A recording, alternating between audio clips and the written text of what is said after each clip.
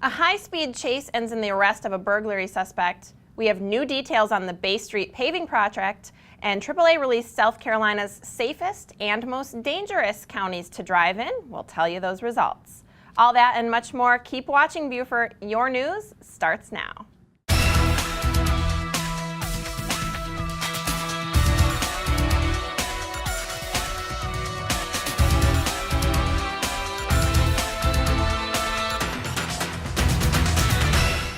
Thanks for joining us for the Beaufort News. I'm Jessa Jeremiah, and here are your local headlines. Officers with the Ridgeland Police Department have arrested a burglary suspect after a high-speed chase recently. The chase that ended with a collision in Yemassee led to the arrest of Dennis Lamont Williams. Williams' car flipped several times. He then attempted to flee on foot before being captured a few minutes later. He was transported to Beaufort Memorial and treated for minor injuries.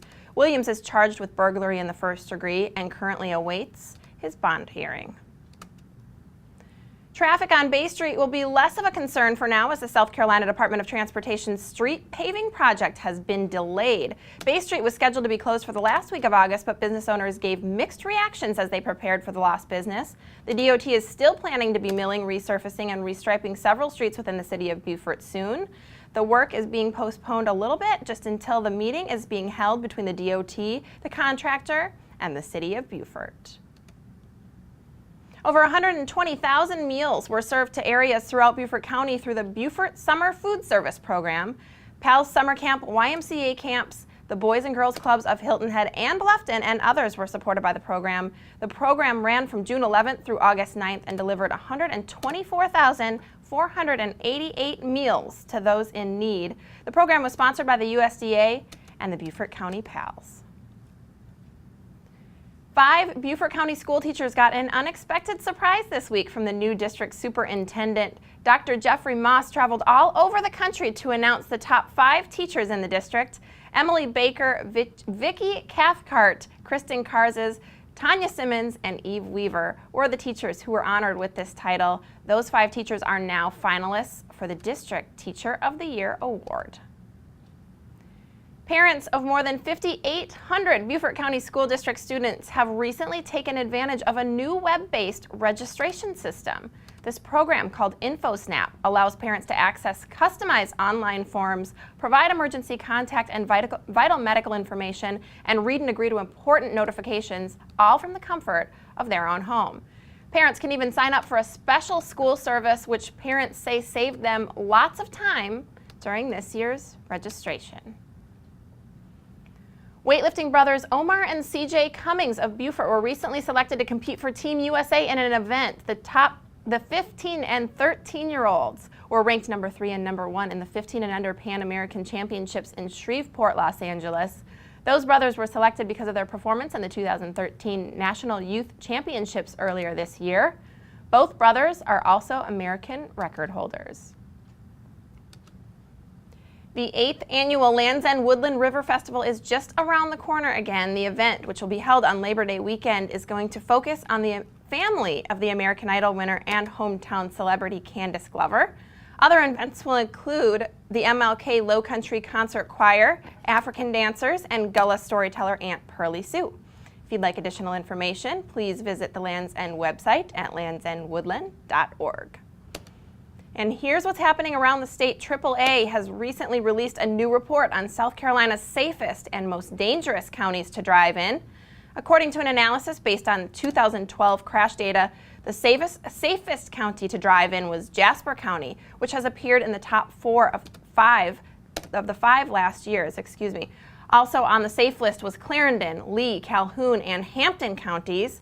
Charleston topped the list as the most dangerous county to drive in. There were more than 12,000 accidents in Charleston County last year versus only 809 in Jasper County. In other highway news, the South Carolina Highway Patrol is looking for more troopers. The Department of Public Safety has planned recruitment meetings across the state at each of the patrol's 7 headquarters. To apply, you must be at least 21 years old, have no criminal history, a clean driving record, and have lived in the state for at least 1 year. They're trying to fill 65 slots by January. The state veterinarian's office has now verified 30 cases of a fatal horse illness in South Carolina. The disease called equine is transmitted by mosquitoes and kills 9 out of 10 horses infected. Things to look out for are anything that allows mosquitoes to breed. Thankfully, the Center for Disease Control has reported no human cases of the illness in South Carolina this year. A statewide campaign is underway over the next 2 weeks as law enforcement agencies step up patrols in South Carolina. The Department of Public Safety and local law enforcement agencies have joined forces to stop drinking and driving with the Sober or Slammer initiative. The latest effort is intended to raise awareness leading up to Labor Day weekend. So far, there have been 164 highway deaths since Memorial Day. If you'd like additional information on these headlines, you can reference the media sources you see listed on your screen. Also, you can like us on Facebook or follow us on Twitter. Coming up, we'll get the inside scoop from the Beaufort Regional Chamber on how the Bay Street repaving project is affecting businesses, and WHHI's own Kevin Libby gives us the inside scoop on Beaufort's top stories in our Hot Off the Press report. That's next.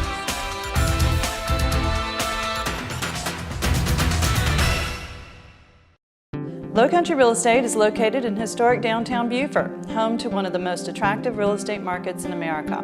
We've been providing high-quality service to our community for the past 24 years.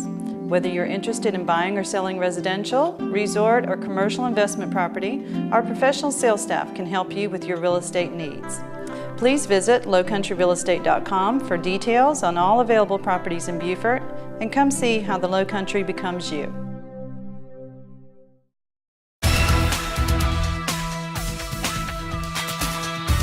Welcome back to the Beaufort News. Joining us first is Kevin Libby, who is bringing us our Hot Off the Press report. So, for Hot Off the Press, you got to tell us what's the biggest news in town this week. This week, you can't miss that it's back to school week. For parents that are excited to have their kids back in school, congratulations.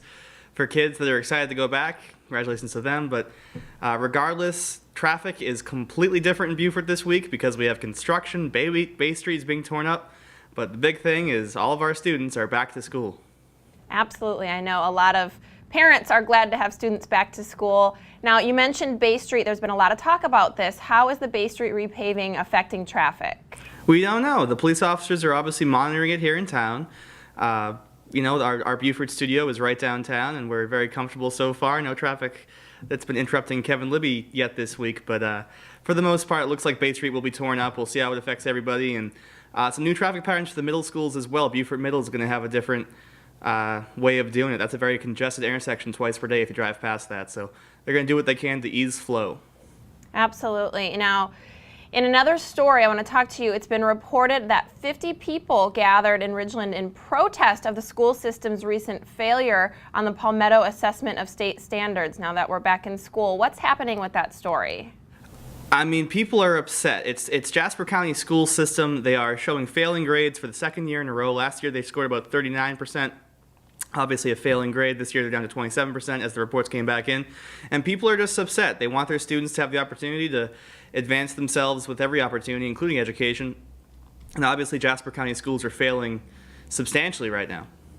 Absolutely. Well, we'll have to check back and get some more information on that story. But thank you, Kevin Libby. That's our Hot Off the Press report. So thanks so much for joining us. Very happy to be with you, Jessa. Thank you. Joining us now is Jamie Dailey-Vergara for our business report, who joins us from the Beaufort Regional Chamber of Commerce. Welcome, Jamie. Thanks so much for having me. Well, thanks for joining us. Now, Jamie, first tell me about what I hear is a pretty big event that the Chamber is gearing up for that's coming up in September, if you would. That's right. We are so excited for our Business Expo coming up on September the 17th. From noon to 5 at the Holiday Inn and Suites. Our expo hall will feature 40 different businesses, and we want to make sure that you stop by. We're going to have an expo lounge sponsored by 94.5 The Coast. We're going to have Captured Moments is going to be having a headshot booth. Lots of different fun, exciting businesses there, and we invite everyone to stop by. That is a free event and open to the public. The new this year, though, we are going to be having 3 breakout sessions. 2 on growing your business with email marketing and social media, and one on the Affordable Care Act and how that will impact you. Those sessions will be $5 for members and $10 for non-members. We invite everyone to come out and join us. And right after that, from 5 to 7, we're going to be having business after hours. So lots of fun things coming up, and that's all on September the 17th. And we invite everyone to come out to the Holiday Inn and Suites. All right, sounds good. We'll have to check back with you to see how those plans are shaping up. Now, Jamie, and another story, there's been a lot of discussion recently about the paving project downtown. I know businesses are very concerned about the loss of revenue during this time. So is the Chamber doing anything to help these business owners? Of course. We understand that this is certainly an inconvenience to the merchants, but in the long run, it's going to be a really great and wonderful way to kick off our fall tourism season. But in the meantime, we are working with our community partners. Last week, we hosted an informational meeting and invited city leaders to come in and inform all of our business owners about what is going on and kind of the impact that they will have. Now, actually, during the construction, we're going to be working with our community partners, and we're going to be having and making sure that everyone knows that Beaufort and downtown Beaufort is open for business. We're going to be having a construction coffee, kind of a networking event to drive everyone downtown. And then we're also going to be offering free office space in our arsenal, in the conference room, as well as the long hallway there. So we just want to work with our community partners and our businesses to let everyone know that downtown Beaufort and Bay Street will be open for business despite the construction. We want everyone to come down and support them. Okay, Jamie, yeah, such a big topic of discussion, so nice to hear that there are some solutions for those businesses. So thank you so much for your business report. Thanks, Jamie Dailey-Vergara. That is on behalf of the Beaufort Regional Chamber of Commerce. After the break, we have a special guest here to talk to us about his recently being named the winner of an award from Southern Living magazine, and WHHI goes on location to catch up with Whale Branch High School coach Jerry Hatcher, so stick around.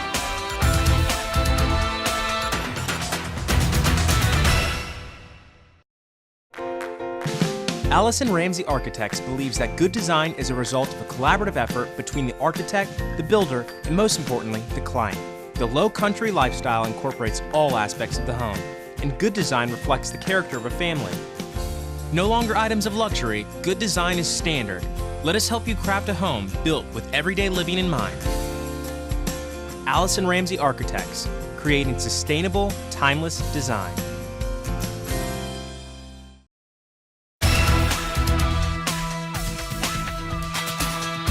Next, we'll go to Kayla, who is on location with Coach Jerry Hatcher of Whale Branch High School. Hi, this is Kayla Logue with WHHI Sports. I'm here at Whale Branch Early College High School, and I'm here to check in with the coaches and the players to see what they have in store for the 2013 football season. I'm here with senior Trevon Simmons. Trevon, can you tell me what you've been doing to train in the off-season for this upcoming season? Well, training in the off-season, we're doing a lot of conditioning, a lot of play recognition, trying to get the hang of things, trying to come together more as a team, trying to really bond and getting our chemistry right. Okay, and then what position are you expecting to play, and with that position, what are you most excited for? Well, I'm going to be starting free safety and wide receiver, and I'm excited about mainly just coming together with my team on defense, try to make some stops, offense, try to make plays when it's needed. Okay, and then who's y'all's biggest rivalry this year? Our biggest rivalry this year will probably be Esther. Last year they put us out of the playoffs in the second round. They beat us homecoming the year before, so we probably want to get back at them. Okay, thank you, Trevon. I'm here with head coach, Coach Hatcher. Coach, can you tell me how the team is looking so far this season? We're progressing okay. We're real young, and it's a work in progress, but we're short on seniors. You guys asked to interview my seniors. That would have taken about 2 minutes to brought all of them to you, but we're progressing. We're getting better. We had a scrimmage yesterday. We were better in the first one, so we'll keep building. So you're a very young team. Well, maybe who are some of your key players that are young? We have a kid, Niles Pinckney, who's a rising sophomore. He's about 6'3", 275. He already has offers from North Carolina and Clemson going into 10th grade. Stephon Eugene is a sophomore. He's a running back, linebacker. I just go on and on. We're going to play about 10, 11 sophomores in varsity this year. Okay, so what are your main team goals for this season then? Well, I mean, our goals are always, we want to win 7 games. We want to win 3 games in a row. We want to make the playoffs, and of course, get better each week. What's your main concern going into the opening season game? Bluffton High School. Yeah, they're a good opponent, and Coach Cribble's done a great job over there. But we've got to find a way to match up with that crowd. They are outstanding football players, and they have outstanding coaches.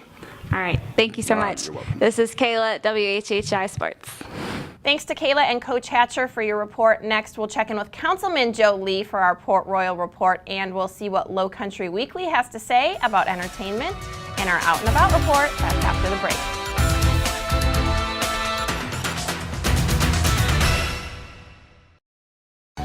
Welcome to the town of Port Royal, located along the Intercoastal Waterway and Battery Creek in the heart of South Carolina's Low Country. One of America's leaders in small-town new urbanism, where visitors enjoy shopping and dining, and residents appreciate the tranquility of a quiet walking village. Come experience the hospitality and growth of a beautiful coastal community. Come experience the opportunities of Port Royal, South Carolina.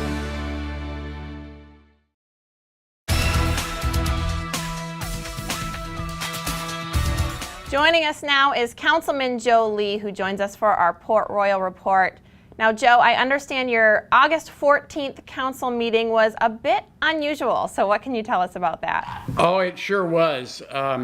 We meet at 6:30 on Wednesday evenings, and at 6 o'clock it started raining, and by 6:30 the power had gone off in Town Hall.